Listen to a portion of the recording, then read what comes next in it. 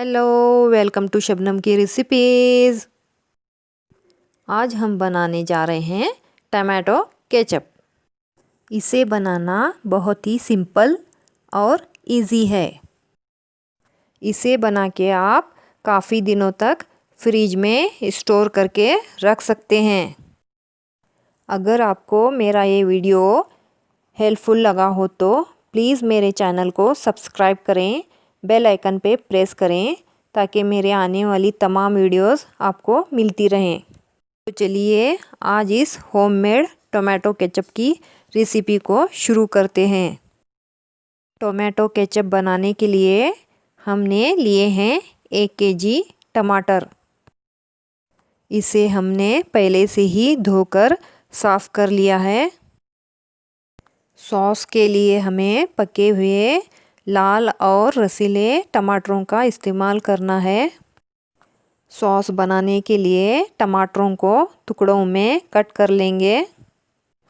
छोटे बड़े जैसे भी हो टुकड़ों में हम टमाटरों को कट कर सकते हैं। बगैर कट किए हुए भी आप टमाटरों को उबाल सकते हैं। कटे हुए टमाटरों को हमने एक बाउल में डाल दिया है।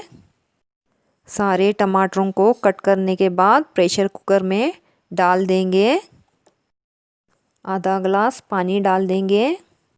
आधा टीस्पून नमक डालेंगे। प्रेशर कुकर को गैस पे रखेंगे और इसके ढक्कन को बंद कर देंगे। अब हमें इसे 5 मिनट के लिए हाई फ्लेम पे पकाना है। बाद में 15 से 20 मिनट के लिए मीडियम फ्लेम पे पकाएंगे। कुकर को गैस पे रखे हुए 15 से 20 मिनट हो चुके हैं। अब हम गैस को ऑफ़ कर देंगे और कुकर को ठंडा होने देंगे। कुकर ठंडा हो चुका है। अब हम इसे खोलेंगे। हमने कुकर के ढक्कन को हटा दिया है। अब हम चेक कर लेते हैं। देखिए हमारे टमाटर अच्छे से पक चुके हैं। इन्हें अब हम ठंडा होने देंगे। बाद में ब्लेंडर जार में इन्हें ब्लेंड कर लेंगे। हमने टमाटरों को ब्लेंड कर लिया है। अब इसे पैन में डालेंगे और अब इसे मीडियम फ्लेम पे 4 से 5 मिनट के लिए पकाएंगे। 4 से 5 मिनट के बाद हमारी प्यूरी थोड़ी गाढ़ी होनी शुरू हो चुकी है। Half tea spoon citric acid डालेंगे। ये नेचुरल प्रिजर्वेटिव का काम करता है। इससे हमारे केचप की लाइफ बढ़ जाएगी। 100 ग्राम चीनी डालेंगे। 1 किलो टमाटर के लिए 100 ग्राम चीनी जाएगी। अगर आपको मीठा पसंद है तो चीनी को आप और बढ़ा सकते हैं।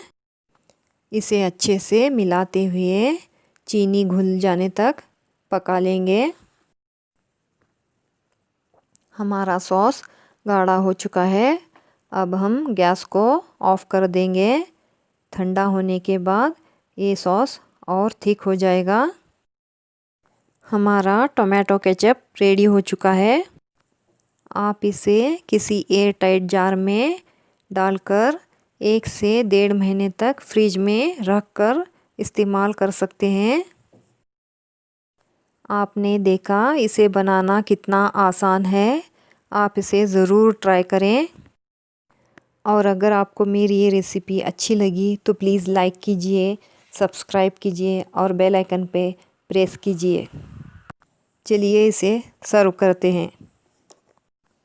आपको मेरी ये रेसिपी कैसी लगी प्लीज़ कमेंट करके बताएं।